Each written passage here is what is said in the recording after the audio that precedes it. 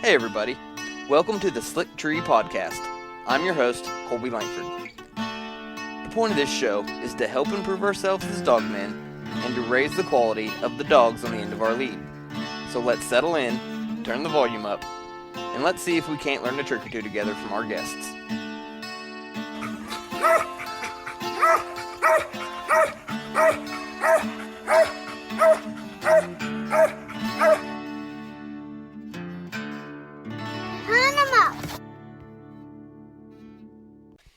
Hey everybody, you are listening to the Slick Tree Podcast. I'm your host, Colby Langford, and today we've got Justin Hitchens with us. How are you doing, Justin?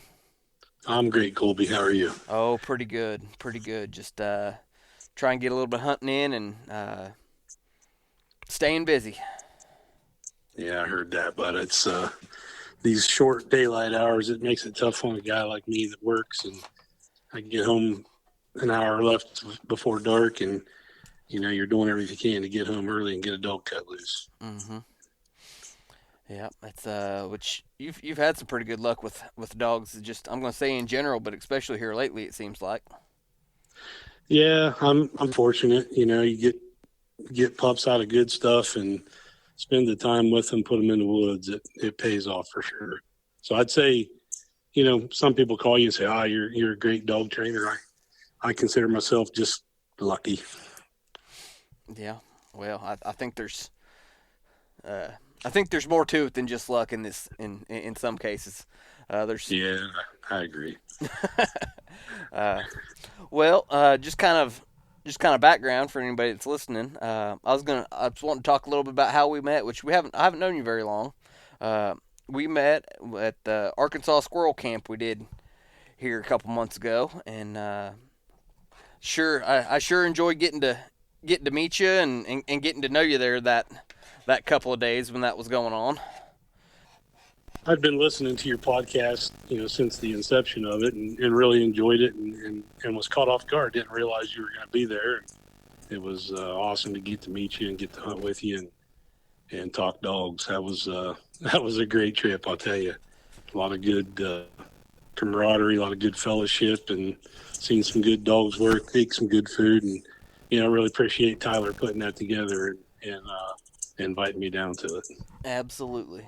But yeah, that was a really fun trip, and that last evening I was there, I really enjoyed. Me and you kind of got off over in the corner on over by the sink and cleaning and washing up on some squirrel meat, and got to have a really good conversation. And a lot of that stuff that we talked about there is really what some of the stuff I was wanting to talk about on this episode.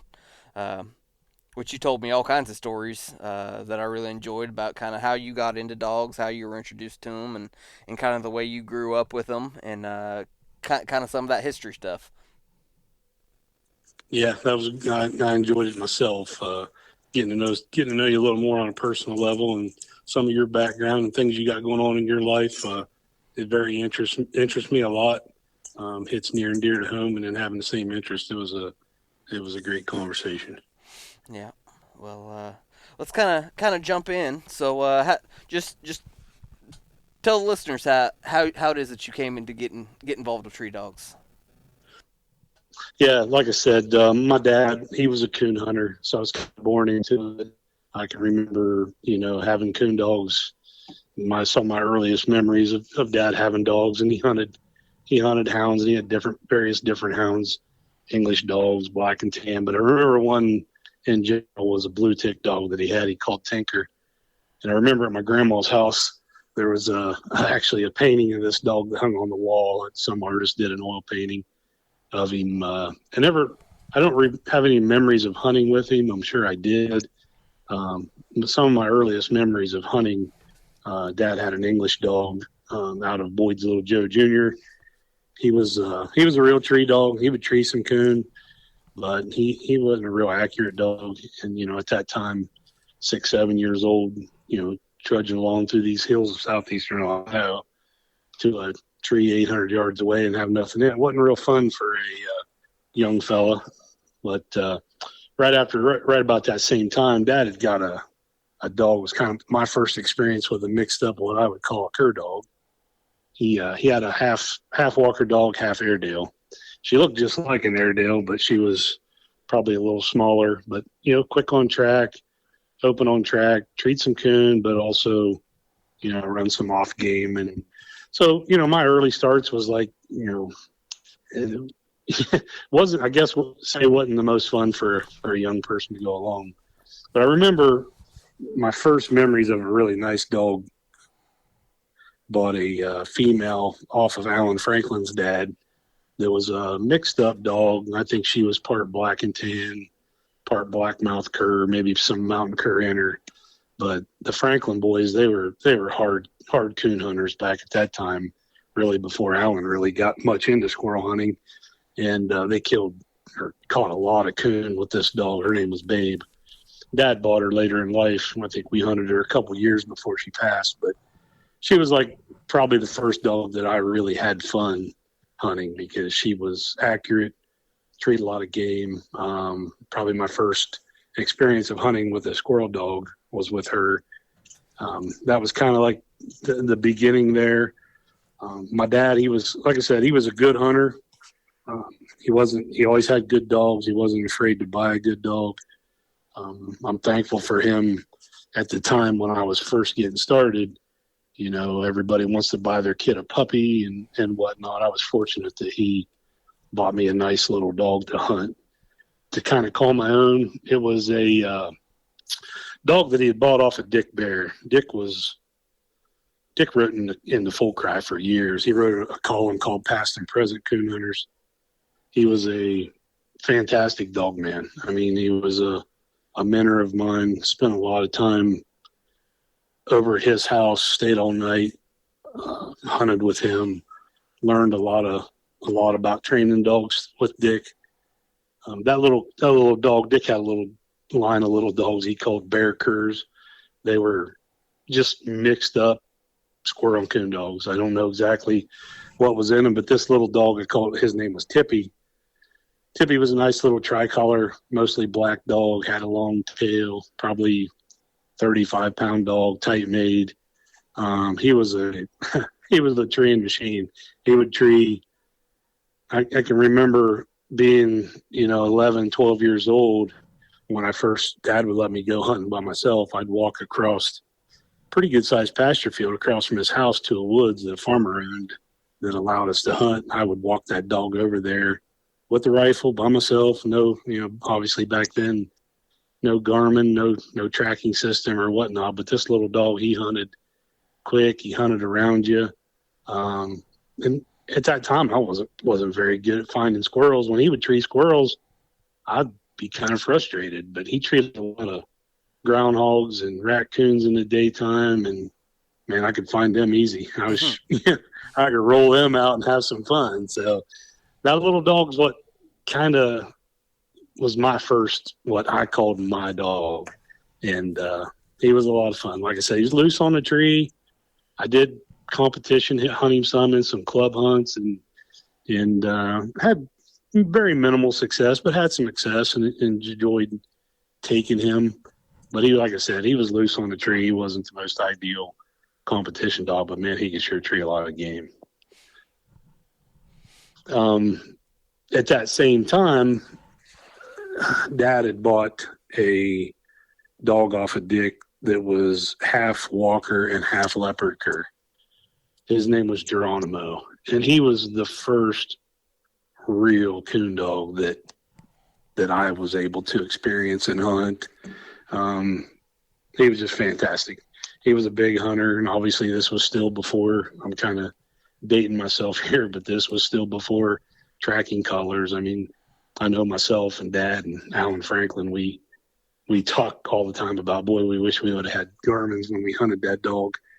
Because at that time, Alan had probably his first original mountain cur was a dog that he called Franklin's Blue Ghost. He kind of went back to some of George Toots Tug of Jug breeding, which is local to kind of where I live, and a lot of the dogs, the Toots Dale Candy dogs that you hear about today, came from George. But Alan and Dad hunted together. They would take first 3 weeks of coon season off work. That's where they burnt their vacation. And I would go with them early on, then they'd drop me off, and they would hunt all night.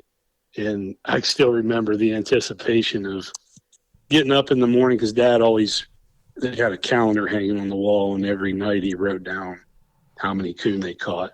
And I still remember waking up for school, and the anticipation, the first thing I did was go to the kitchen, look at that calendar to see how many coon that they caught after they dropped me off. And it was always a goal of theirs to catch, 100 coon by Thanksgiving. So that was putting a lot of hunting in those first 2.5 weeks. But that Geronimo dog was my first dog that I had really success in competition hunting. He was if he barked one time, he was treed. He would stay treed all night. He didn't do anything wrong. He was so easy to call. He made it really, really easy for a kid to go out and have success in these hunts. And I know you and I talked earlier about, I don't know how you want to transition into some of these early days of WTDA, but actually the first hunt that I ever hunted him in, it was 1992, Perry County Coon Hunters Club. WTDA was a up and coming thing. Dick Bear was one of the officers at the Perry County Coon Hunters Club. He was pretty instrumental early on with WTDA, trying to promote it, trying to get guys to register dogs within the registry. And just so happened, obviously, with my personal friendship, my dad's personal friendship with him, he was able to, he talked us into registering our dogs and started entering them in some hunts. And I remember that first hunt, I won it with, I think it was back then, WTDA had strike and tree with the cur dogs. I think it was 100 strike, 150 tree. And I think I won that first hunt with 500 circle. So all these guys that talk today about these circle point dogs now today, I mean, we won hunts in the early 90s with circle points. So really, really kind of, it's no different with that than now as it was then. But then, that was kind of my kickstart, so to say, into the WTDA. It was fantastic registry, fantastic organization. I hunted him that year, won that. The next year, we kind of wheeled and dealed, got rid of Geronimo, traded him for which would have been one of our first Canadian curs. We didn't have a lot of success with that first dog, but Dad ended up getting we didn't really know what he was. He was probably part farm shepherd, part hound. He was a big dog. He was called Butch. And at that time, Dad had a hunting supply called the Hunter's Den. So we called him Hunter's Den Butch. And Butch was a real coon dog, real squirrel dog. Probably, I think he weighed around close to 100 pounds. He was impressive for his size. The dog had the agility and the athleticism of a small dog. I mean, the dog could literally walk up a step ladder and sit basically on the top step, being that big. He was smart. He would sit, shake. I remember the Amish guy that Dad got him off of, he would ask him, he always said he could count. He would ask him how many sparrows were in the barn. The dog would bark. He'd say, Butch, there's more than that. And how many there is there? And he'd bark twice. So I ended up hunting him in the next WTDA. The next year, they had another youth hunt, coon hunt, and I ended up winning it. It was actually, we had a club here close to home that my dad and Alan, Danny Albritton, Ron Sailing, Charlie Armstrong, we were all part of that. And we actually had it at our club and ended up winning that one. I actually treed some coon that night, though. I actually won it with some plus points, so that was pretty good feeling to win it back to back, getting started early on. But like I said, that was WTDA and their Dawn and Lily Moats and the effort and time that they put into the youth over the years is, it's something to be commended and appreciated. The amount of youth hunts and time and effort that they donated into these hunts was world class. I think what really got me going into the hunts was the next dog that I ended up with. I had rewind back to that. We thought we were going to get into this Canadian curs, which we ended up later on kind of getting into them heavy. But the first one was a male dog. You called him Lance. He was, I would say he was an average dog at best. And at that same time, I'd saved my money up mowing grass. And I remember I paid $120 for a female off of Wayne Berkey from Atwater, Ohio, that I called Canadian Kate.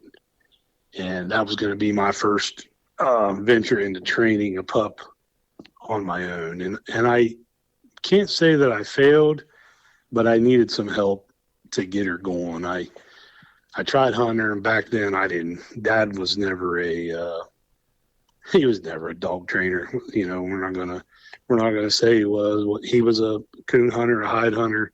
He wanted to stack hides up. He wanted good dogs. So, our idea of training was throw that dog in a box with the old dog, go turn it loose with the old dog, and go tree and shoot as many coon as we could, and not really single that dog out or spend a bunch of time with it. Now, I did do a lot at home in the yard I bench showed the dog and, handled it a lot at home and, did all that legwork and kind of learned early on that you got to spend time with them. You can't just throw them in the kennel and expect them to be some kind of great thing. So, but that dog had gotten probably 13, 14 months old, and I really couldn't get nothing out of her. And to, Dick Bear, who I'd mentioned earlier on, he had ended up with a dog called Tugboat. And Dick knew I liked competition hunting then. He knew I liked being involved in the dog events at the hunts. And he calls up and he goes, "Hey, I'd like to, maybe make a trade with you." I'm like, "Okay, well, what's that?" And he goes, "I've got this dog Tugboat," which I knew of because I'd seen him at the hunts. He'd already had some success. And I said, "Okay, what do you think?" And he goes, "Well, I'll trade you for that Canadian cur jib." And I was like, "Well, this is a no-brainer." I mean, this dog's barely started and not really progressing. And this dog's I think he was already a squirrel champion maybe in WTDA and NKC. And I was like, "Well, this is a no-brainer."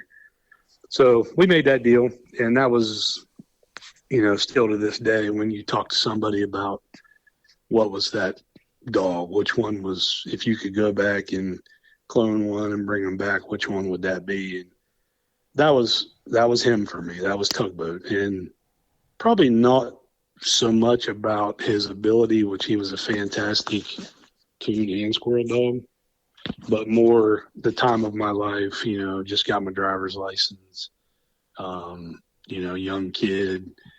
I loved to hunt, and I had my best friend in high school. I worked at a little carry out gas station, pump gas. I used to tell everybody that they'd say, "What was your first job?" And I'd tell them I was a petroleum transport engineer, and they'd be like, "What?" And I'm like, "Yeah, I pump gas."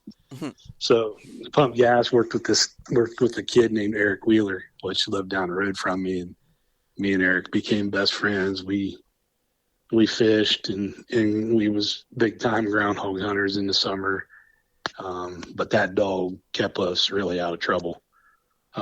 We spent probably more nights with that dog and, than we should have. We hunted all the time. Eric had a little female he called Dina, which was out of Streak Junior and Texas Hope. She ended up turning into a nice dog and had some success in the hunts. But, when we got off work, we'd go to the Duke Station, get a bag of salsa Doritos and some Gatorade and load these dogs up and go hit the back roads and coon hunt. Great memories. Like I said, that dog was special to me. We took a lot of pride in the amount of game that we caught with him and Dina. It was a challenge for us to kind of like Alan and Dad had instilled in me to see how many you could catch before Thanksgiving and then how many you could catch by Christmas. And, we kept track of all that. It was fun. It's a little bit different today for me with coon hunting because I don't skin them anymore. So it's hard for me to go out and spend a bunch of time, put a lot of pressure on and just shoot coon and leave them lay. I don't know. It's hard for me to do. But that dog, I ended up, we talked about WTDA and the family atmosphere. when you go to a WTDA event, you didn't just have a squirrel hunt, a coon hunt. You had a dash race, a field trial, water races, bench shows, train contests. They'd have an aggression test. And this tugboat dog, he was like Mr. Versatile. He would get you on. He'd win you a trophy in every event. I remember, Dad would be like, geez, we'd go to a hunt and I would enter everything, $15 to get in this or $10 to get in that. And by the end of the day, you've entered in 6 different events, and I had a lot of success. I still have, and occasionally go through them. I still have all the win slips from that stuff. And I kind of sorted out some of the trophies and got rid of them over the years. But at that time, being a young guy, winning a trophy, you see a lot of negativity on Facebook this day about winning a plaque or winning a trophy. But I tell you right now, when I was 16, 17, 18 years old, I was pretty proud of them trophies and plaques. And I think that's, something that's a little bit lost with some of the things that we got going on today with money hunts. Excited to see Mike Hamilton bringing WTDA back, hopefully, maintaining that family atmosphere and it's, a little kid can go lead a dog up to the train contest and unsnap it and go win a trophy. That may be winning that first trophy, may be the thing that makes that person a dog man or a dog woman for the rest of their life. So, tugboat, I ended up making him Grand Night champion, Grand Squirrel champion, Grand Dash Race champion, Grand Bench champion, Grand Field Trial champion. Won the World Championship Dash Race a few times. But my goal was to win the big hunts. I mean, I enjoyed those other activities, but I really wanted to win the hunts. And in 1995, I still have the jacket from WTDA, but I ended up winning the World Night Championship with him. That was a pretty special feeling. I guess I didn't really realize at the time the impact that it had on me or kind of really what I accomplished, because, back then, WTDA World Night Hunt might be 60 dogs. And, I don't want to speak as a whole on cur dogs today, but you just don't see or hear as many great cur coon dogs now as you did back then. I guess it has something to do with, people's not hide collecting anymore. So, guys are squirrel hunting now and more than coon hunting, but that was pretty awesome. It's pretty awesome to even think about today. Those accomplishments with that little dog. He was a dog that rode in the front seat of the truck with me. I remember I went to the club one time and had him in the front seat. I had a 1987 Dodge Dakota 2-wheel drive, and they was doing an aggression test, and I had him in the front seat. Next thing you know, I hear the horn blowing on my truck. I look over, and he's got his feet on the horn, blowing the horn and chewing the crap out of my steering wheel because of that coon and that roll cage. So, yeah, talking about it kind of brings back good memories here. Describe you mentioned that they'd have aggression tests. I've never heard of that event. Can you just kind of describe what exactly went on and what that was about? Yeah, they would paint, I don't remember, it was a 10-foot diameter circle or a 15-foot, and they had a coon in a roll cage, and they put that roll cage on its side in the center of that circle, and you get your dog on the outside of the circle and get a hold of it by the collar. And the judge there had a stopwatch, and he would tap you on the shoulder. When you let your dog go, they would time how long it took from the time he tapped you on the shoulder to the time that dog would roll that roll cage outside that circle. Oh, okay. So, and then the dog that done it the fastest was the winner. It was like I said, it's easy for a 7 or 8 year old kid that can't go out and handle dogs and compete in a hunt against grown adults, but they can lead that dog up there to that circle. And maybe sometimes they need a little help, keeping a hold of the collar so it don't get away from them, but they feel like they're on top of the world when they're unsnapping that dog and letting it go, and they happen to win a trophy or a little plaque for it.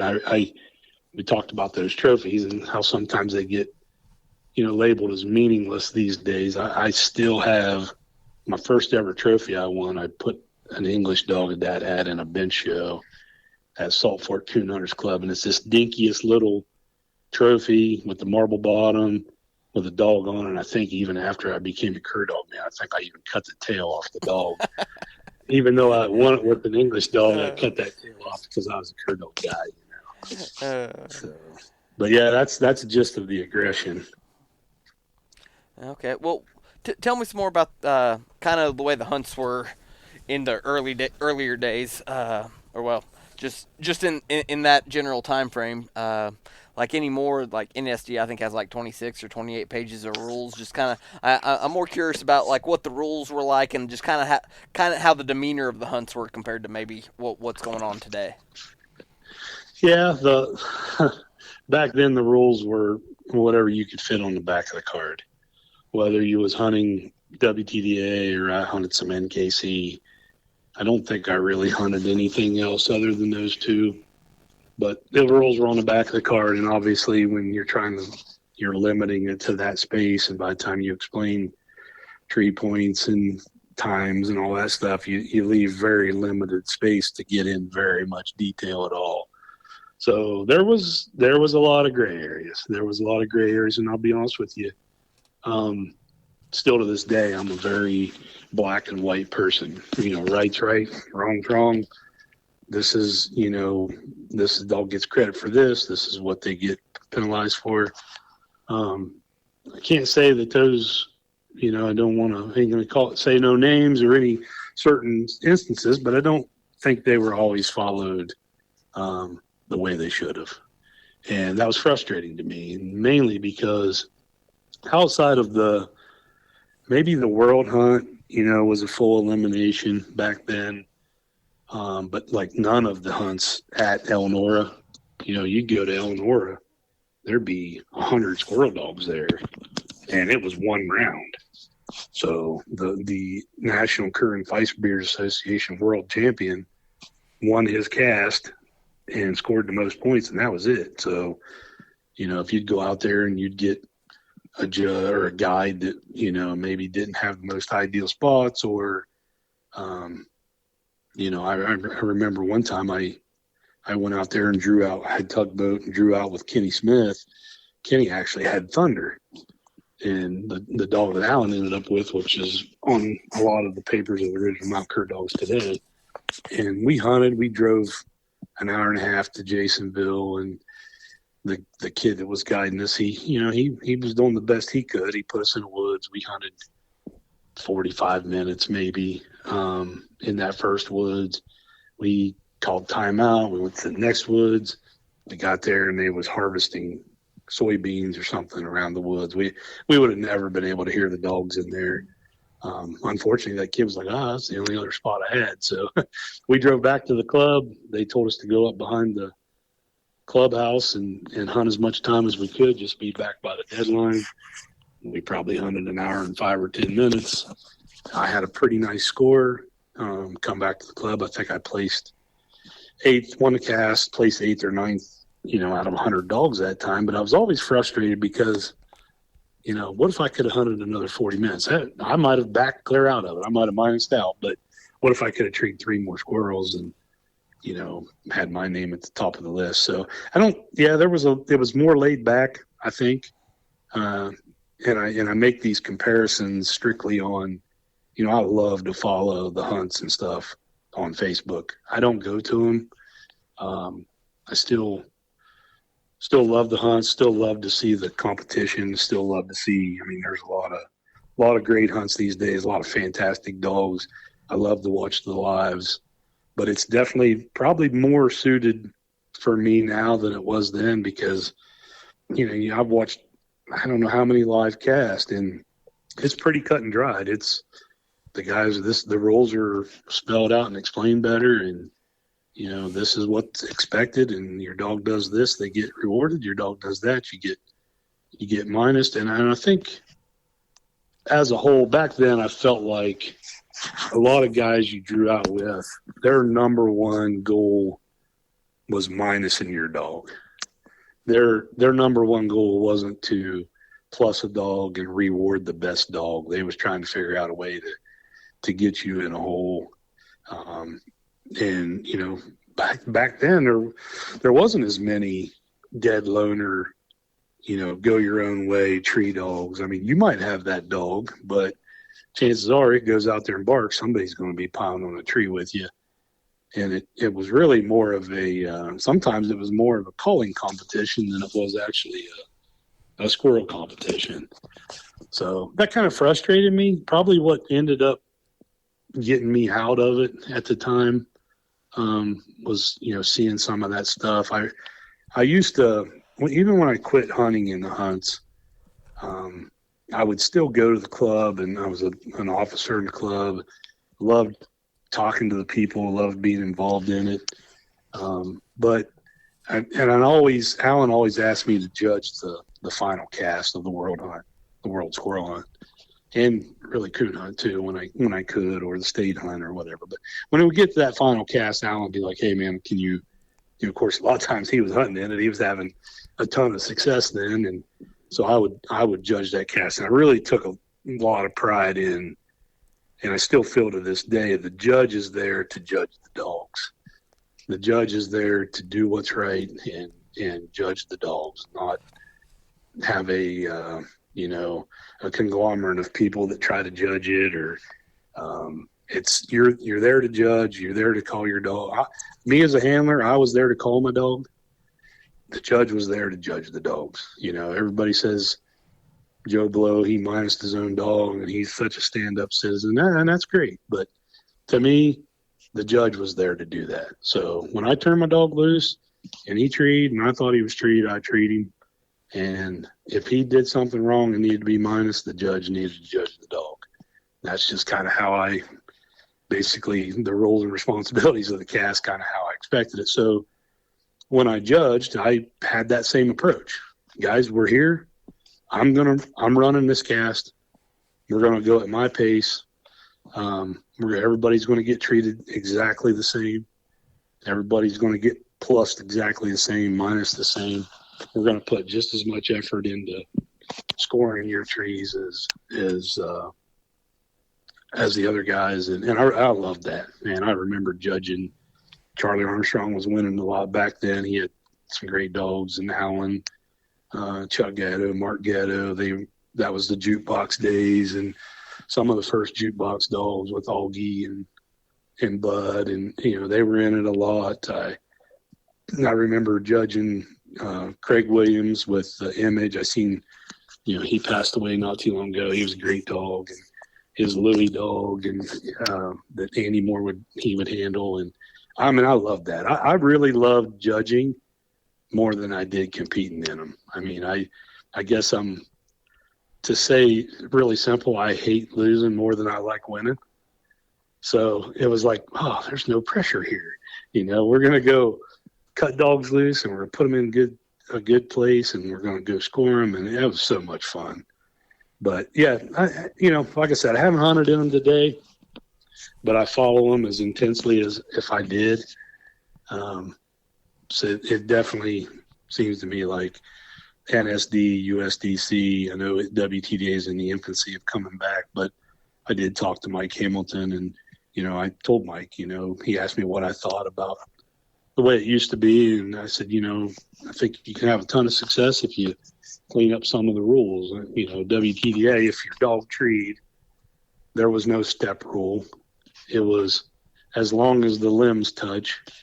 Well, shoot, you could walk a mile through the woods and the limbs touching. So does that mean your dog, you find a squirrel 200 yards away, or a coon, you see a set of coon? Well, coon was different. I'm sorry about that. But, you know, pretty much coon had to be in the tree. But as far as squirrel rules, it was pretty vague. And probably what gravitated me more to coon hunting back then was either coon's up the tree or it's not up the tree. You know, it's not, it couldn't cross over on this tiny little limb that's the size of a number 2 pencil. There's either a vine going into that other tree or a big limb before you could score it. I gravitated more to the coon hunts back then. But I actually, you know, back to that National Cur and Vice Breeders Association and those Canadian curs, you know, I become a real good friend with Claude Thomas. Claude was very instrumental back in those days with, promoting hunts. He put on the best hunts around when it come to attendance. And I ended up getting Dad ended up getting a Canadian cur. It was about the same time we had Tugboat. Tugboat was probably later in life. He was getting to be an older dog, but he and Dad had a Canadian cur that we called Sycamore Snoopy. Snoopy was out of Claude had a male dog named Snappy that he studded out, and Snappy was a well-known, powerful tree dog.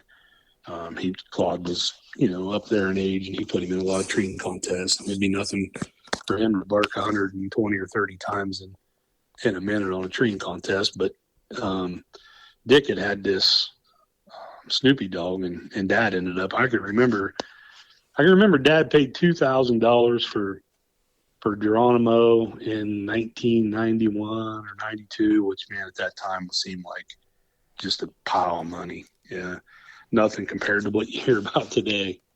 And then I think I remember he even paid like $2,500 for Snoopy, which would have been 95, 96. Snoopy was, he was a ton of fun. He was open a little bit on track. So competition hunting him in a coon hunt with cur dogs, you had an advantage. You got that 100 strike. He was a big, loud tree dog. To look at him, you'd think that's no way that's the same dog in your tree. But he was a big, powerful tree dog, treed hard. I had a lot of success with him. Snoopy was a Canadian cur. I mentioned Canadian curs earlier. In the early to mid 90s, the Canadian curs came on the scene, and they were, as far as being cur coon dogs, they were a hot item. I remember there was a world hunt at Elnora that I think 6 or 7 out of the top 10 that year were Canadian curs. They were dogs that Dave Rogers and Larry Smith created. They were actually, just like their name, from Canada. But those guys, heavy line bred, they called hard. At one point in time, they advertised or promoted that 80% of those dogs of a litter would make top coon dogs. And, at that time, 80% was wow. That was unheard of. Today's day and age, you're hearing a lot of litter of pups that are 80, 90, 100% in cross after cross. But Snoopy was big loud mouth, hunted fast, got deep. Hold gun pressure, hold dog pressure. I've done a lot of winning with him. I won that 97 Kern Feist roundup out in Elnora with him. Used to pull pretty good numbers out there, be 30, 40 coon dogs, cur dogs out there. Won a lot of WTDA hunts with him. I never did win a world hunt with him. I got so close, but never could get the job done. He would do something that kind of scratch your head that he wouldn't normally, you hear all the time, my dog don't ever do that. Well, I had some of those moments with him where he would be pretty consistent and go in there. And I remember one night I had at one, he goes in trees, striking tree him. We're walking into him. We can see the coon sitting up on fence row. As we're getting close, he moves down the fence row 50 yards, trees again, has another, I can see the eyes there. So he takes it back then. It was with WTDA. It was, you got minus strike in tree when they moved left a tree. So there was a 250 pump, and he goes down there in trees, and he's locked on there. And I thought, well, he's going to stay there now, and treat him there. And wasn't 30 seconds, he went back to the other tree. So I went from being in the driver's seat and potentially winning the whole hunt to minused out and going into the truck in about 45 seconds. So, but yeah, those Canadian curs were pretty nice coon dogs. They were heavy line bred, inbred, they called it. I don't remember 100% exactly what they started with, but I know there was some border collie, some bird dog. Actually, Claude's Snappy dog was out of Kimmer's Target. Dave Rogers trained him and kept him up there and bred some females. I know he bought 2 females off of Kenneth Beatty that he outcrossed into those dogs. So they were kind of a conglomerate of many different breeds.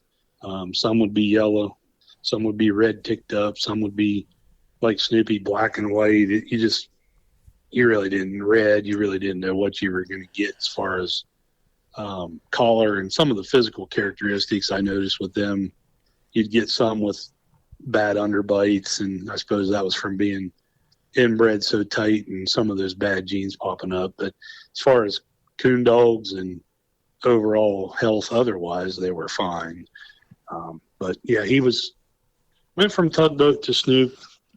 Snoop was fun to take. I remember down in Moorhead, Kentucky, they had a WTDA held a hunt called the Poppy Mountain Hunt, and I went down there to coon hunt.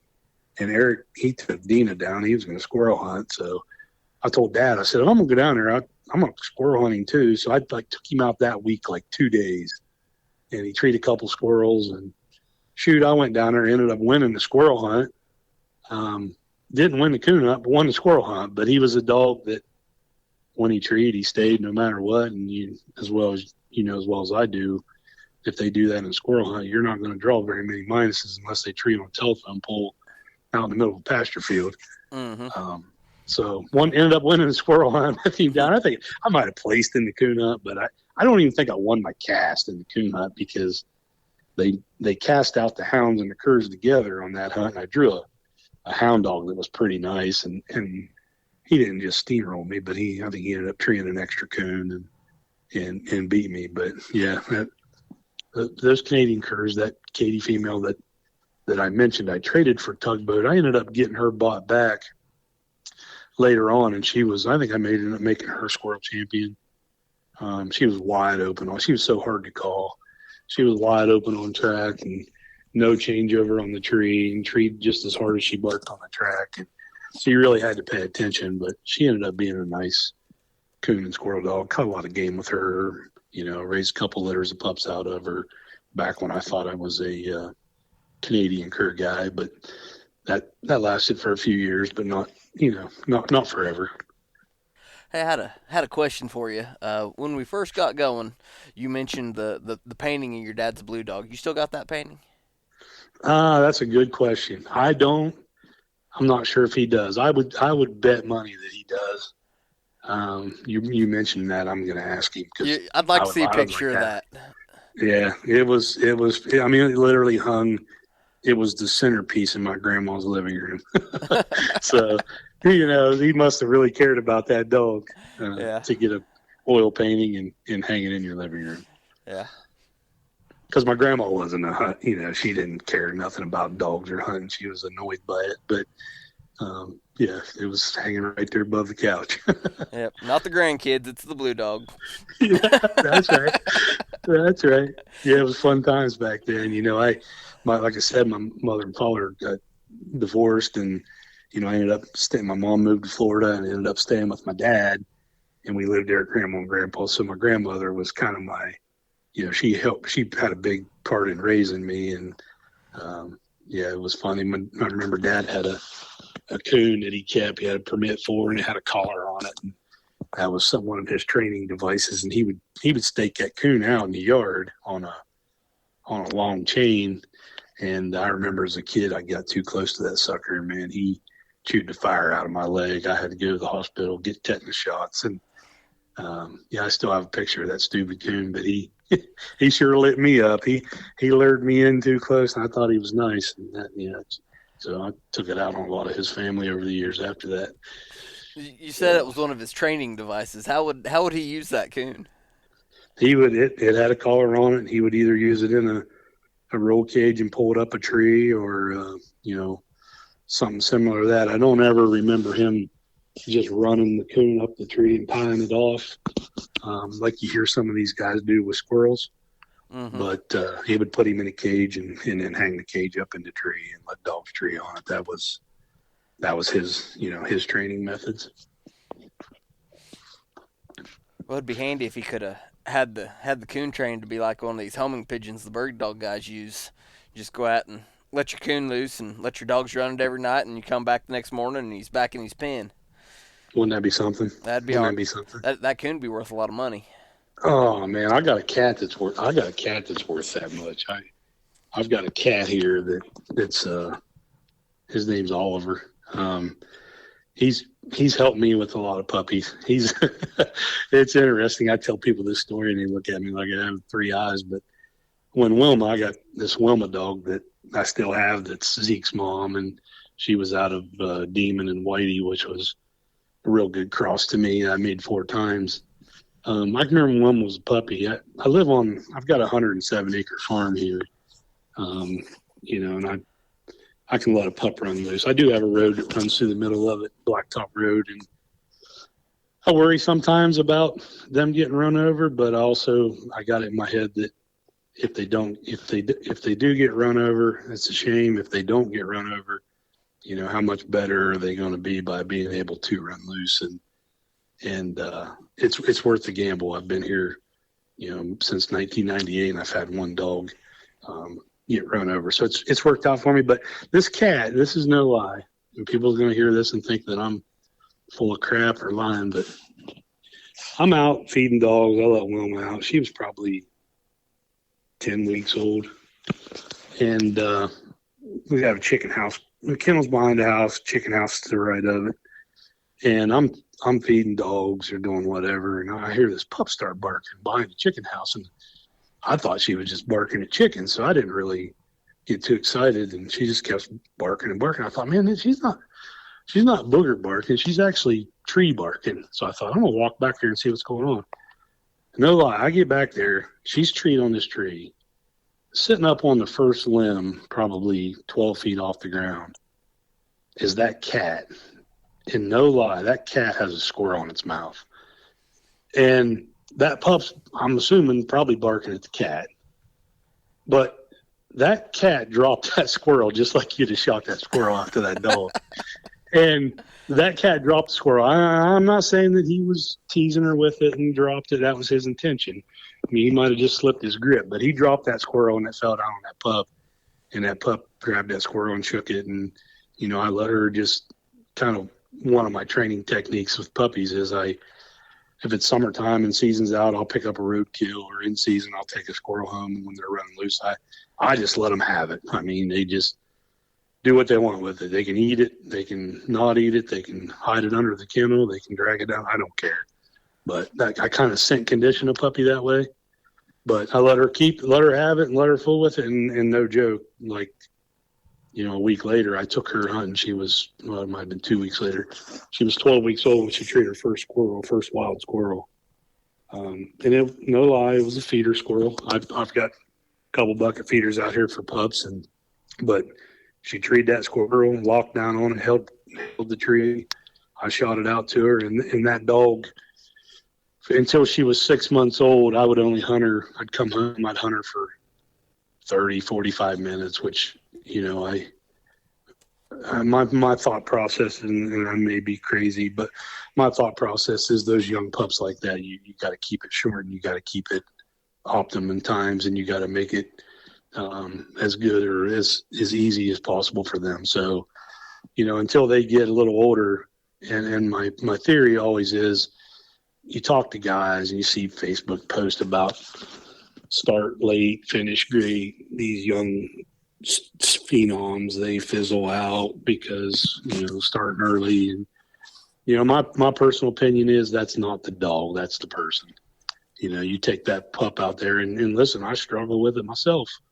You take that pup out and he's 3 or 4 months old and he's treeing squirrels, and it's real easy by the time it gets 6 or 7 months old, and it's been consistently doing this for some time, to start expecting that dog to be acting like a 1.5-year-old dog. And people put the pressure on them too much, and they start trying to overcorrect them, and they start getting on the training collar, and they're going to win the next world hunt with it. So it's got to do this and it's got to do that. And I sometimes I have to take a real deep breath and remember that. But, I take them out for a half hour. She would tree a squirrel or maybe 2, and I would put her up. And by the time she was 6 months old, I had literally treed and seen over 50 squirrels with her, and just hunting those small, short periods of time. But I owe it all to that cat. And that cat, it's funny. That cat'll, my kennels, I built my kennels myself. They're wood with, I put wire on them. They're not manufactured kennels. We got a roof over it, and the top board's a 2x6. But I'll go out there and feed, and that cat will jump up and walk around that 2x6. He'll follow me a lot of different places. He'll walk around that 2x6 and get the tree, and then pups will get to barking at him. And it's funny. I'll get a puppy and walk to the woods. Not mainly, I don't like to walk puppies much, but I like to kind of get them used to the woods early on. I'll go out and just kind of stand. But that cat, he'll follow me along. I'll be taking a pup and I'll hear meow. I'll look back, here he comes. And these pups have been raised with him, so they're like, they're like buddies. Well, he'll get out in front. He'll run out through the woods and he'll jump up on the side of a tree. Of course, then pups are just running to play with him, and they're looking up and they're trying to get him, and he'll dive off and go down over the hill. He'll just do that time and time again. So, I don't know what I'm going to do whenever he passes on. I'll probably never be able to train another squirrel dog. But he sure, between him and I have a barn across the road that I have barn cats in. They stay down there. And about every pup I end up having, I let run loose. I go to the barn to feed. Those pups will start barking at those cats in there. And I posted a video there a few weeks ago. I've got a puppy out of Zeke and Garrick Shad's female, and those cats will run up in the hayloft, and that dog will just stand there on the side of the wall of the barn, just tree for 20 minutes. My wife, Tanya, she gets so mad at me. She's like, if he don't stop treating the cats, he's staying in the kennel. I'm like, he's not hurting them. Let him go. And so most of mine, the Deb female that I just traded back to Scott Cassioppo, I mean, she was maybe the best 6-month-old pup that I have ever seen. Probably dumbest thing I ever did was getting rid of her, but I wanted Scott to have her back, and so that's what I did. But I remember she was probably 10, 12 weeks old, and a cat had a litter of kittens in there, and here come this pup carrying one of them kittens. And, it had definitely was pretty hard on the kitten. So by the time I got it, the kitten had passed. But I just laid it up on top of a fence post there, and I was talking to somebody, and I was hearing this pup start treeing, and it goes over and just sat there. I still have the video, sitting there treeing every breath on this kitten. So, yeah, maybe cats is one of my secrets. I don't know, I guess. Well, but yes, but as far as that goes, just letting them out, letting them run loose, maturing them faster is the main thing, the advantage that I have there, living where I live and being able to let dogs run loose. now when you say letting them run loose, are you letting them? Are they loose 24/7? Are you letting them out of daytime when you're around and handy, or how do you do that? Yeah. I'm usually here when they're running loose. I will leave and leave them out, but I'll let them out in the morning, and then I won't. I won't put them up until nighttime when I go to feed, and that's kind of the problem with letting pups run loose. A lot of times they go through this phase of not wanting you to catch them. So the way I get past that early on, where I don't have to put too much pressure on them, is when I put them up, I feed them. So they all run in the kennel to eat, and then I trap them, shut the door. So, there's Wilma barking now. But yeah, so yeah, I let them run loose during the day. Nighttime, I put them up. Gotcha. One thing I really enjoyed about getting to hang out with you and hunt with you in Arkansas, we kind of talked, not just us, but there was a lot of talk on that trip of there was young dogs all over the place that people were hunting, and kind of talking about intentionality, like, well, why'd you do that, and why'd you do that way when we were out in the woods with those pups, and just kind of the idea of like being very, very intentional. I think is huge with pups. And I liked a lot of your opinions on kind of some of the stuff we talked about while we were out there. Yeah, and that's fortunately, I have a lot of really, really good friends through these dogs, and Tyler Asbury, Garrett Key, Scott Cassioppo, Lane Parks, all those guys were down there, and I remember one of those situations, and Garrett's dog had treed, and we went in, and we ended up shooting a squirrel, and it's awesome when you can look at somebody, your friend, and say, let me ask you something. Why did you do that? And to hear their reasoning, and I looked at it a little bit different. I think that's what's the most exciting thing about training dogs is I've been training dogs for, I don't know, 28 years, 29 years. And I mean, they're all different. They're all different. It's like box chocolates. You don't know what you're going to get. Going out there and spending the time in the woods, focused on the dog. I think back, I have a son, Easton. He's 23 years old. I got two daughters, Lainey and Riley. Lainey's 20 and Riley's 18. I've always been a competition-minded guy. I've always hunted and trained my dogs like I did when I competition hunted. I didn't do a very good job of making it fun for them to go hunting.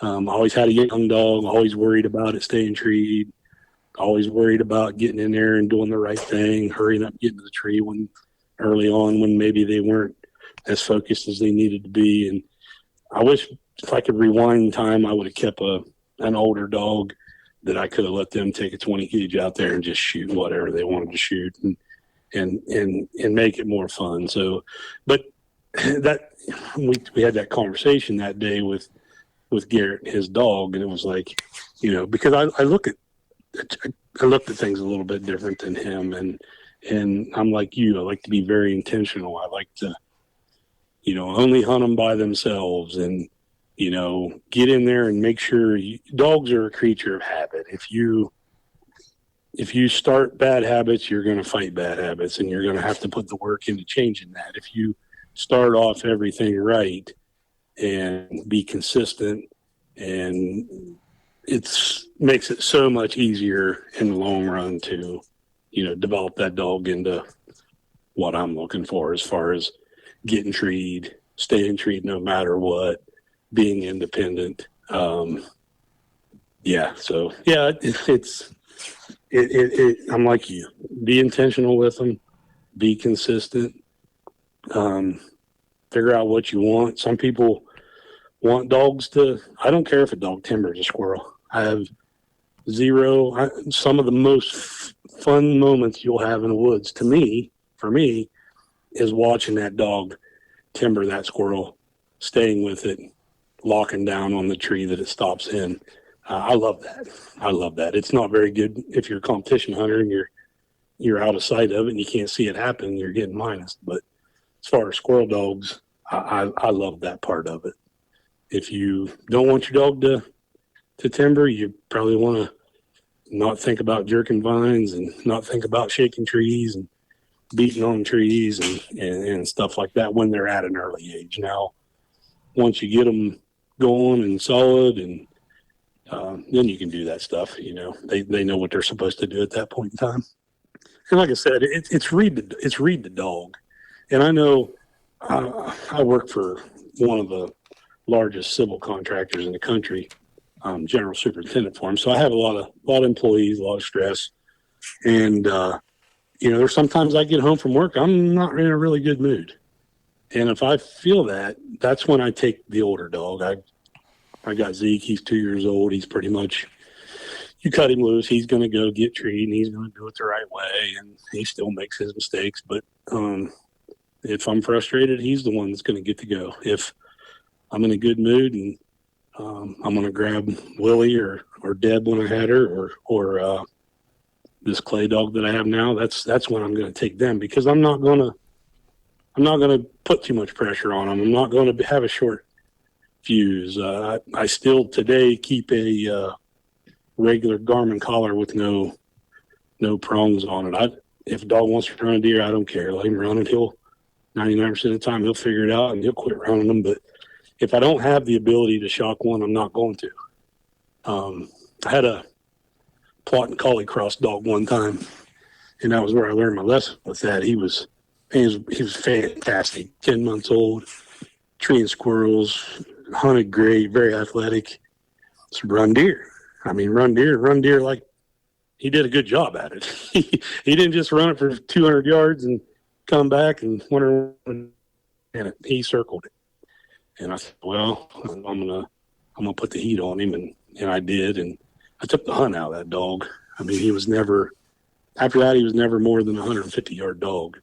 So now I changed my approach with that. I don't correct them on stuff like that unless if they're going towards a highway and I'm worried about him getting hit or something, I might bump one very lightly. But, with him, I kind of turned it up all the way and burned him pretty hard, and he never did. He would end up being a squirrel dog, but he was never what he was when he was young. So, but yeah, if I come home from work and it's been a rough day, let's go, Zeke. If I come home from work and everything went good and I'm in a good mood, let's take a pup. And because that's what I love the most. I sold several dogs over the years. They get 2 years old, and I think I struggle a little bit with my expectations sometimes with these dogs. Once they get really going good, I expect them to be perfect. They're dogs. None of them are perfect. Never had one that was perfect. But I start to expect that, and I think that's one of the things I enjoy about pups, because you're going out there just thinking, if it just doesn't crap in the box or it just doesn't roll in something dead, it's a positive, And if it happens to tree a squirrel, like, wow, this is some of the most exciting and gets your adrenaline pumping faster and harder than anything is when those dogs start treeing those. When they go from just wandering around the woods to actually intentionally looking for something, that's when the adrenaline gets pumping for me. Yeah. Another thing we kind of talked about in Arkansas some was kind of training collars and ways that like you use them. So like the way you train dogs to like, I guess what I want is I'd like for you to kind of go through and explain what you train dogs for on the different functions on, like, say when they're wearing a Garmin TT25, when you've got vibrate, tone, and shock. Kind of what do you use those functions for? Tone obviously has come back. I start that early on. It's a good function that when a dog does get in trouble or gets somewhere they're not supposed to be. Down here, property's getting split up, and it's harder to find big tracts of timber to hunt on. So you got to have control of your dog. So tone is come back. I love to use vibrate for tree. If I got a dog that's treeing and I'm trying to solidify that tree, if it maybe isn't quite as tight as what I'd like it to be, I use that vibrate function. I vibrate, then reinforce that with positive reinforcement up on the tree. If they're coming off the tree too far, I'll maybe vibrate plus take a switch, and maybe you don't have to hit a dog hard, but switch it a little bit. It knows that it's not doing what you want it to do. Then it starts to associate vibrate with sucking back up on the tree. You can consistently do that, and that doesn't hurt a dog. I don't like to shock a dog on the tree. Not saying I never have, but it's not something that I typically do and haven't for years. I'd rather, now that the vibrate function come out. Before that, it was a little bit different. He had to, maybe I'd shock him lightly or something, but when the vibrate function came out in the new alphas where you have all these functions right there at the tip of your finger with all three functions available to you, the vibrate works fantastic. I've literally had 100% success with that and reinforcing good tree habits. As far as shocking goes, to be honest with you, one of the only things that I really use shock for, if I have a coon dog and he gets bad at treeing possums, I'll shoot a possum out. As soon as it grabs that possum, I'll lay into it with the shocker. I've never not had success of breaking one off possums by doing that. Like I said, those pups early on, when they're running loose, they start to learn that whenever I call for them and grab them up, that I'm going to put them in the kennel. So the smart ones figure out if I let him catch me, I'm going back in the kennel. So they'll play that cat and mouse game with you.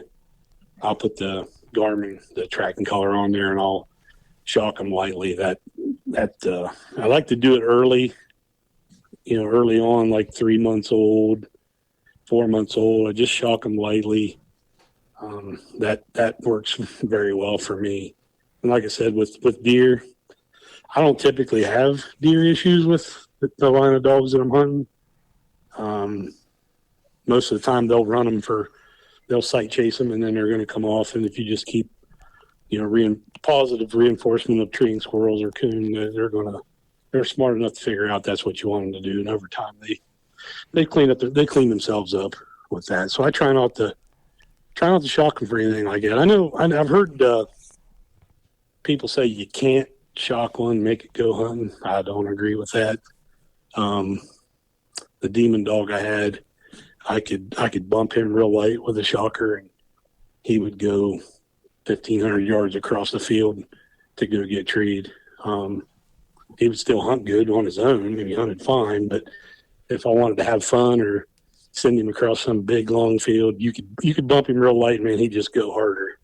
And the way I did that, I tried it one time. I tried it with him. I thought, I'm going to try this. So, living on a farm here, I got some open meadows, fields, woods around them, and I got, obviously I got four-wheelers and buggies and stuff. Well, those pups early on, I ride buggy down to the barn, and they obviously want to run with me, and it ain't very long. I can take them down through the woods, and they'll start learning to get in front of the buggy, and I've got trails all through my woods. So I may take a bag of sunflower seeds, lay it on the back rack of the four-wheeler, poke a hole in it, ride around them trails, and just kind of sprinkle them seeds along them trails. And squirrels start coming up there. So when you got a little puppy, if you can get him smart enough to run in front of the four-wheeler and you can go down through them woods, you can put them right on some hot squirrels really, really fast and really often. So one time, man, what if I can, bump him a little bit, just see if what it'll do. So I just lightly, with the shocker, I would get him going in front of that four-wheeler, and I would just bump him real light, man. Then I'd go faster, and he'd run faster, just mainly because he was trying to stay in front of the four-wheeler. But then he figured out that I get this little stimulation. I need to run faster. Then it actually translated into you could hunt him. You could hunt him that way. He could come by, and if squirrels weren't moving and it was dead out and dogs wanted to shut down, you could cut him loose, give him a little bump, and that dude he'd hunt 1,000-yard circles looking for squirrels. So that he's really, I can't say that's 100% effective way to do it, but it worked with him. I really haven't done it to any other since then. That was just kind of something I wanted to try, and I haven't had to do that with any of them. But yeah, that's, as far as shocking, that's kind of the only really things I ever do it for. Now, if when he was young, he was bad about he'd find something dead in the woods, and he'd want to eat it and roll in it and whatever. Like a dog, I suppose that's their natural instinct to roll in that stuff to camouflage their scent. But you can watch a dog and okay, it ain't moved here for a while, and it's 80 yards from me. I'm gonna sneak up there, and if I can see one eating on something dead or eating on coon crap or something, I'll fry him for that. Mm-hmm. But the vibrate is a game changer for me on the tree. It's a good function because the dog, you're not hurting it, you're not discouraging it from treeing in any way. You're just vibrate, follow up with positive reinforcement, and dogs are like Sigmund Freud. You ring the bell and feed the dog. Next thing you know, you ring the bell, the dog's standing at the food bowl. Mm-hmm. So if you hit the vibrate and you encourage the dog on the tree, next thing you know, when the dog feels the vibrate, it's up on the tree, and you do that a few times, and next thing you know, you got a tight tree dog. Yeah, that's so one thing I've been struggling with right now with a couple. I've got some Walker short hair crosses that I bred that they're a little over a year old now. But what they're doing, the way I understand it's pretty common with the like half bird dog crosses, is they'll go find a squirrel and they hunt hard. They're always looking for something. But you can watch them and like they'll find a squirrel and they'll know where it's at. They'll look up the tree for a minute and they'll take off and go rolling on looking for another one. Yeah. I wonder if I've got a squirrel tube, and they'll bark up the squirrel tube if they have no problem barking at a squirrel and treeing on it if they know he's there, even if they watch him run up the tree in the woods, they'll hang out a little bit longer, but they're just not staying. I wonder if it's a deal where I could uh, work with them with vibrate when they're treeing and praising them at the tree, like under the squirrel tube. If I could do that and train them that to stay. to stay like that. Yeah. Yeah. Here, I never done it. Can't say yay or nay, but that's the cool thing about the vibrate. What's it going to hurt? Mm-hmm. You're not going to discourage the dog with it if you're there to able to stimulate and then follow up with positive reinforcement of what you want that dog to do. They're going to eventually associate that with that. And like I said, I do it, and eventually it gets to the point where you don't have to do it anymore. Mm-hmm. Some of these pups like Zeke and Deb and Wilma, they never really needed that. They were get treed focused on the tree, but I've had some over the years that I needed to help a little bit. And it been very useful. So I would encourage you to try it and be deliberate about it. And you're going to have to pay attention to what you're doing and adjust accordingly. Mm-hmm. But I can't see it being a negative. It's not like you say you shock that dog and it takes off and goes 600 yards and trees another squirrel. I mean, now it's going to think that, man, when I get shocked, I got to go. Yeah, I'm not a big fan of negative reinforcement on tree habits. I know something I've never been very good at was breaking one. I have had a few that chewed a little bit, and I've never been very good at that. I don't know if there's people out there that are. I would love to hear their ways of fixing that one. Jacking trees, I've heard of some different type techniques that guys have told me before. I've never really done it. I don't. The line of dogs that I'm hunting, Alan's line of dogs, and obviously the one I had off of Scott, they're typically pretty clean tree dogs, the ones I've had. But I'd encourage you. What's it going to hurt, right? Yeah. I've back when I was young, back in the early competition days, Keith Sutmiller, he'd come out and hunted in some of our hunts, and talked to Keith a lot, and Jimmy Hernsberger, and they've always hunted those bird dog cross dogs, and it's always been the same. I listened to a podcast that Keith did. It was a fantastic podcast talking about Payday. I hunted with Payday in some hunts out here. He was a world-class dog, and he had no trouble staying treed at that point. But hearing Keith tell stories about how he had to hunt him, and I've had to do some of that same stuff with some of my mountain curs that I've had, or farm shepherds or anything that I was hunting. Try to get them in situations where you're in smaller blocks of wood or narrow strips where they're pretty much in sight of you and you're able to get to them quicker, is some of the ways that I've been able to overcome some of that hot-footedness. The Garmin helps a lot. You get a dog goes in there in trees, and if you can go in there and you can locate the tree, if it happens to come back by you, you can encourage it then. I don't do that unless I know the squirrel's there, but I've done it with some success that way. What really bites you in the butt is if they go another 500 yards in tree again and don't come back. You spend a lot of time chasing them down and trying to pinpoint that tree they were on, but eventually that's worked for me as well too. Walk into that tree. I'd mark it on with the pin on the Garmin, walk into that tree, look for the squirrel, and now that I've got a thermal, that would be even better. But look for the squirrel if it's there. If that young dog or pup would come back by, I would literally help them on that one. Get them excited, get them treeing on it, shoot that squirrel out, reward them, and that has worked for me as well. Okay. I know you'd mentioned those. I don't know how far you want to get into that. I know you mentioned those collie hound cross dogs that I hunted there for a little while as well. I mentioned Dick Bear earlier. Dick, before he passed away, he had told me that. So there was a guy, Eli Hirschberger, up in Millersburg, and he was an Amishman, and he had a collie female. She was part border collie, farm shepherd, whatever. And he had the best luck breeding those to Plott dogs, a male Plott dog, and he would let those dogs run loose, and you could go there and get out of the truck. You could hear one treeing up in the woods. You could find him and say, hey, what do you got? And he goes, well, I got this one that's treeing some, and every one of them he sold for $1,000. And you could go buy them and then take them on them, hunt them. And Dick was a dog trainer, and Dick trained and sold dogs to help make a living. So I remember right before he passed away, he told me that he had bought, trained, and sold 30 of those dogs off of Eli. I had probably 6 or 7 of them. Had some really good ones. Had a couple duds.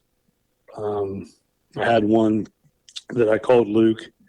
I think that probably would have been 2007, 2008. I used to get laid off in the wintertime a little bit, and I was laid off and the weather was bad, and I hunted him hard, in snow every day, crusty snow, bad conditions.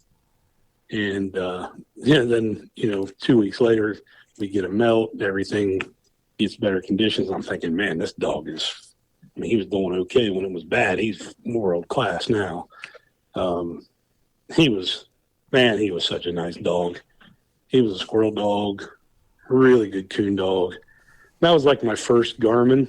Like I had the first Garmin was the 220 with the DC-30 collars, where you could really see what a dog. You can watch that and really differentiate the really smart dogs and the ones that are just out there running until they find the squirrel or the coon that they want to tree. That dog, you could take him to a strange place and cut him loose coon hunting in a cornfield, and that thing would run the edge of that corn as hard as he could go, trying to tree that track of that coon that was just popped out of that corn up a tree. And if he treed one there, or if he didn't, you'd get down in the woods, you'd watch him. He would go straight to a waterway. If there was a ravine, it's like I said, southeastern Ohio. A lot of times Ohio people think it's all flat. Well, I'm here to tell you, it's not flat where I live. It's steep. It's up and down. There's a lot of ravines, a lot of streams, waterways in the woods. Couldn't go down there and get a drink and go back to the den tree. But that dog was so smart. He would hunt the edge of that cornfield. He'd dive down in the woods. He'd go hunt that waterway, see if he could strike a coon there. And he was probably one of my favorite all time. Those dogs were interesting. I know some people you talk to, they say they were mean or whatever. I think you can get that in any breed of dogs, and a lot has to do with how you raise them. I did know of a couple that turned ill, but as a whole, I didn't see any issues with them. I hunted with the ones that I had, and probably another 8 or 10 on top of that, and I never seen that. But Luke was probably the best one I had, and I always said that he had the perfect balance of the collie and the Plott dog. He had the hunt and the drive and the nose of the Plott dog. He had the speed and agility, the common sense, he was one of them dogs you sit there and he'd look at you in the eyes like he's talking to you. He was the most special one that I had. And the best ones that I was ever around were the ones that had that balance. They had the collie sense and that hound drive. But they were cool dogs. I mean, none of them that I ever really had were real long haired. They might be rough haired on the back of their legs or, stuff like that. Some of them be yellow, some of them be black, brindle trim. A real good friend of mine, Ryan Carpenter, we coon hunted a lot of years together. We worked right out of college. I worked at a bearings factory close to home here. I worked afternoon shift, so did he. We'd get off 10:30. We'd be in the woods by 11:30. We'd hunt till daylight. He had those dogs. We treat a lot of coon with them, and I learned a lot of that.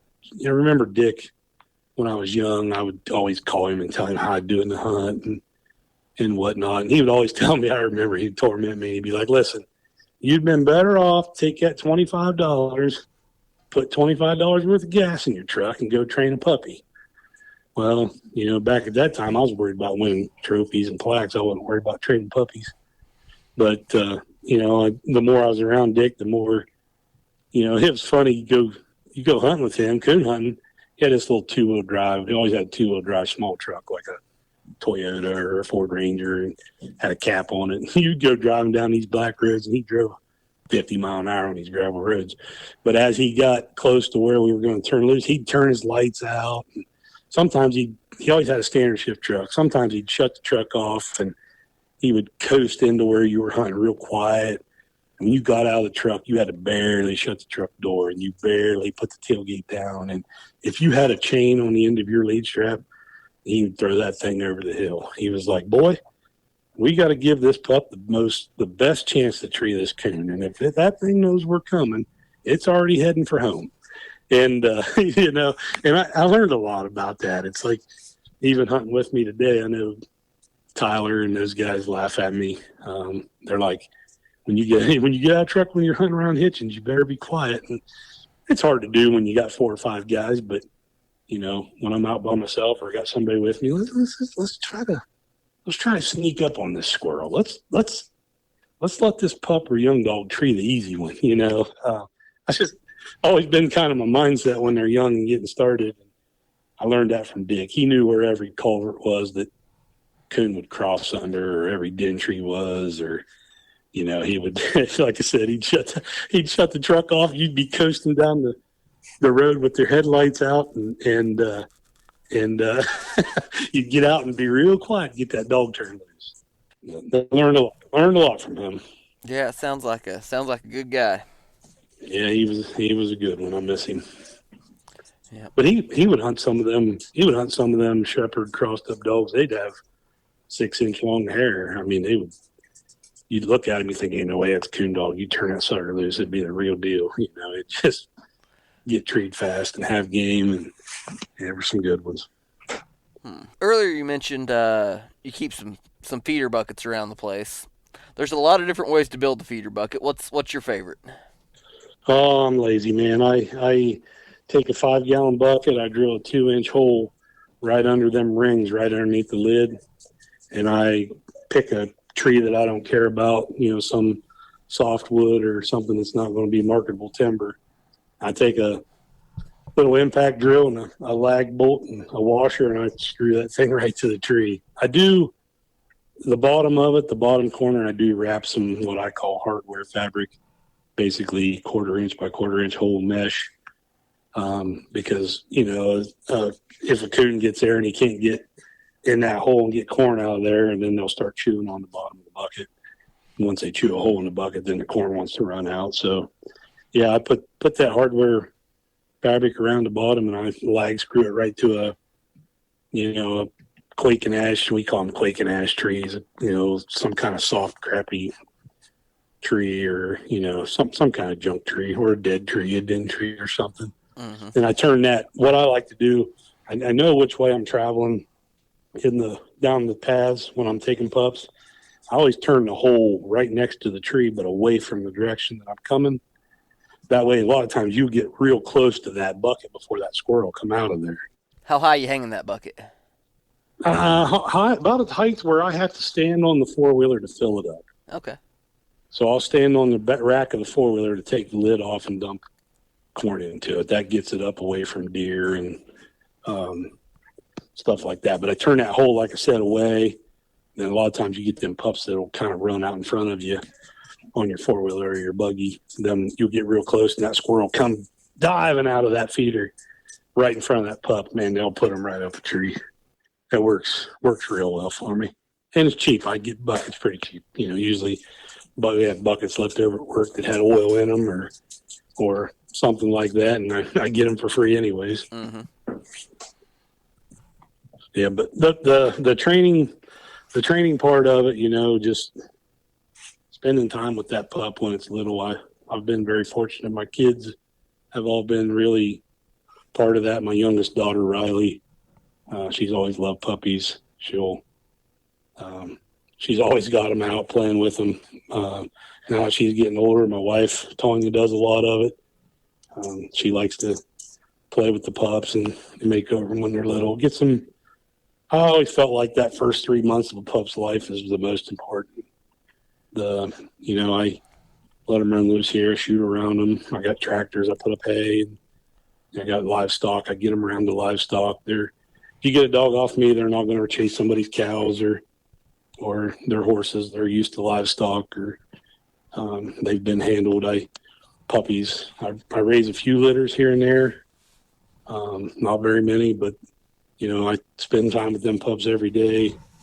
If you get a pup off of me, one thing I can't promise you it's going to be a squirrel dog, but I can promise you it's not going to be afraid of you. It's going to be fat and slick, and it's going to have some time spent, handling it and that type of groundwork from the beginning. I know, Tyler Asbury, a good friend of mine, he talks a lot about laying hands on them. He puts a lot of time into tying them out and how he feeds them. And, I do a lot of that same stuff too. Tie them out. I'll feed them in the dog box of the truck. They're running loose out here and I'll grab them up, throw them in the dog box of the truck. I might leave them in there for 2 or 3 hours and then go let them back out. Just kind of get them used to being in the truck. I don't usually have any issues with dogs slobbering and getting sick in the truck because they're used to being in there. It's not new. So when you take them to the woods the first time, you throw a pup in the truck, it's never been in there. You take it to the woods. You're already in a bad mood because you had a bad day at work. You get to the woods, it's slobbered and crapped all over your dog box pads in your truck. You've already started off on the wrong foot. You turn the pup loose. It's sick. It's, you don't perform the best when you're sick. So why would a dog? Mm-hmm. And so if you can get them over that stuff, it's a heck of a lot easier when you drop the tailgate and they're happy and want to run out of the dog box and jump down and jump all over you. That's step one. Well, you got anything else you'd like to talk about? Yeah, just like I said, I mean, made so many great friends around these dogs. In today's day and age with Facebook, it's easier to network. Podcast, you get to hear your friends on there. It's cool, and you're listening to them, and they're talking to people that you know. I like to get on Facebook and cut up. 99% of what I put on there is going to be just all in fun, tormenting each other, just having a good time. Been fortunate, man. Had some good mentors over the years. Like I said, Alan Franklin.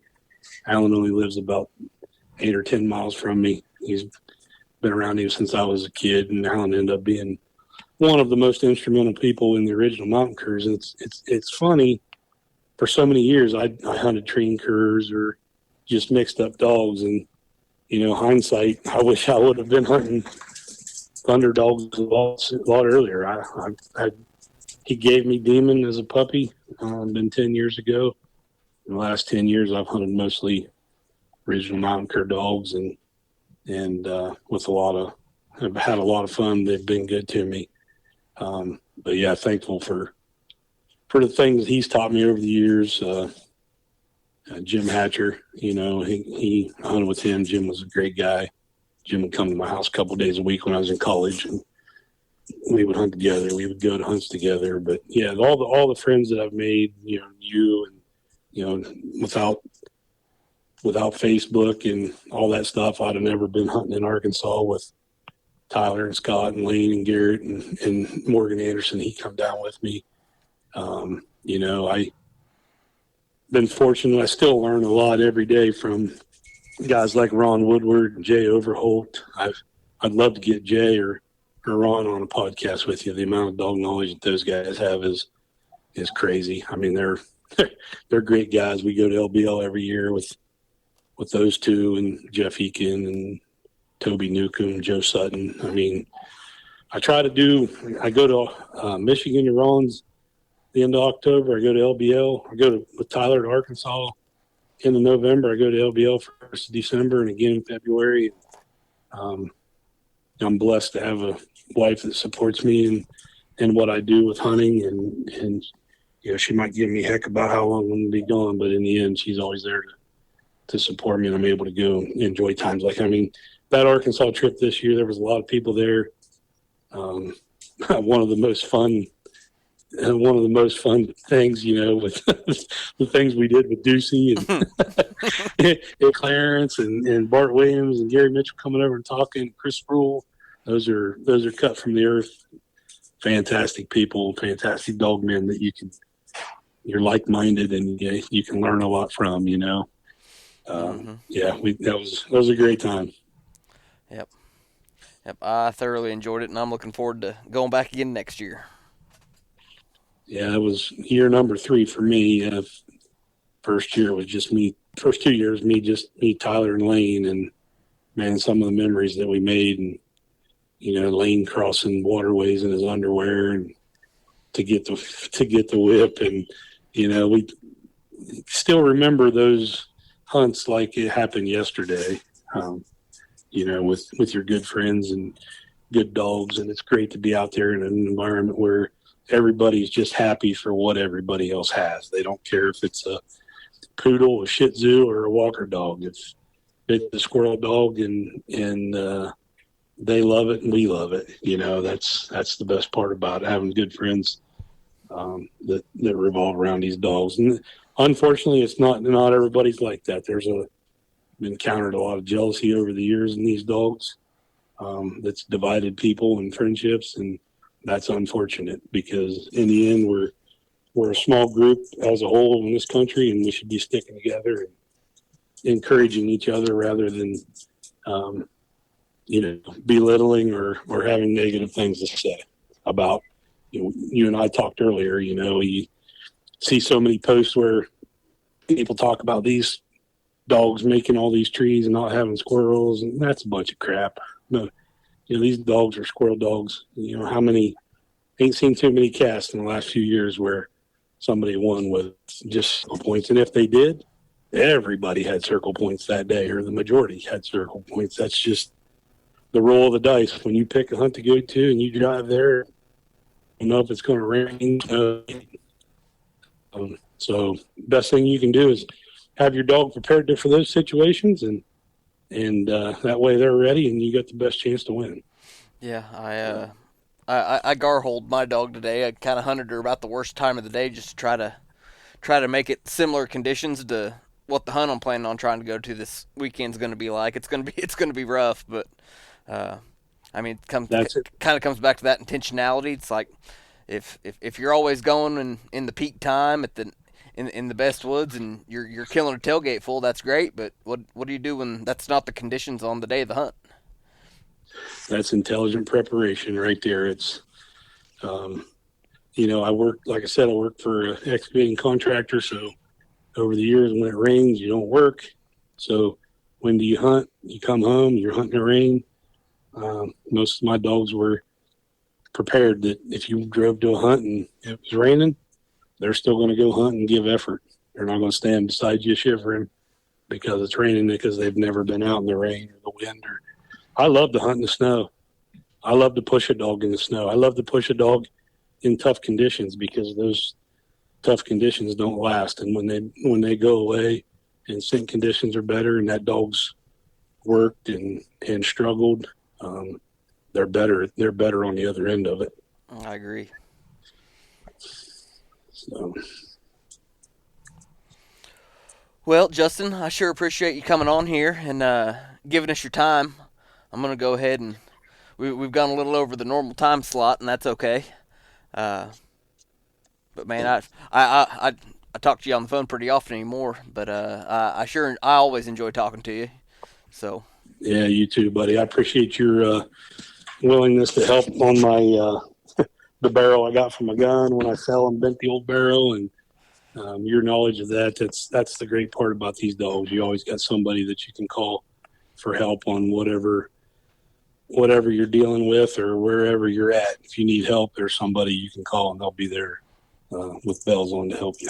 yeah, and I meant to say this a minute ago, So, and yep, I sure enjoyed it, man. yep. But you're talking about the jealousy and that kind of stuff that goes on far too often in kind of in the dog community. But like when you really step back and look at it and think about it, like when we were in Arkansas, like I felt like I had more in common with the 10, 15 guys that were there at squirrel camp that I'd never even really met before, just because of it takes a special kind of weirdo to really like squirrel dogs, and it seems Ah, like typically we all have a lot in common when you really break it down, uh, and so it's just kind of silly to not get along and enjoy each other for who we are.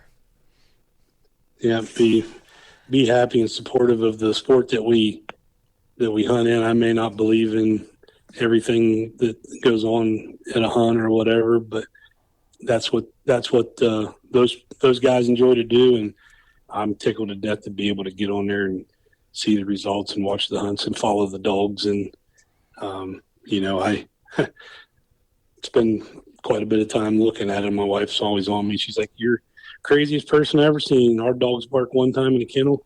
You're yelling out the bathroom window at them, but you'll lay there on the couch and listen to the dogs bark for an hour." I said, "Well, it's different when they're barking for purpose." And she's like, well, let's start walking in the evenings. I said, "Well, can we go in the woods and follow a dog? It's not much fun walking up and down the road. It's a lot of fun walking in the woods going to a dog." Mm-hmm. So yeah, there was. I'm thankful and blessed to be part of that down there, and thankful and blessed to be having friends that I've had. And unfortunate, there's been a few that may have taken things the wrong way over times that we lost good friendships over, and I forever regret those. But in the end, 99% of the time, if you do what's right, everything's going to work out. Mm-hmm. Well, Justin, once again, thank you so much for coming on here. I'm sure everybody's gonna enjoy it. Hopefully, as much as I enjoyed having the conversation and listening to it. So, Yeah, I hope so. yep. All right. Well, everybody, take care and keep wearing out that boot leather. I just want to give everyone that's listening a sincere thank you. Getting this podcast going has been a project. I really hope you're enjoying it, and if you don't mind, give the show a good rating and review wherever you're listening to it at, or share it on your social media to help get some traction. I appreciate it, and I'm looking forward to your feedback.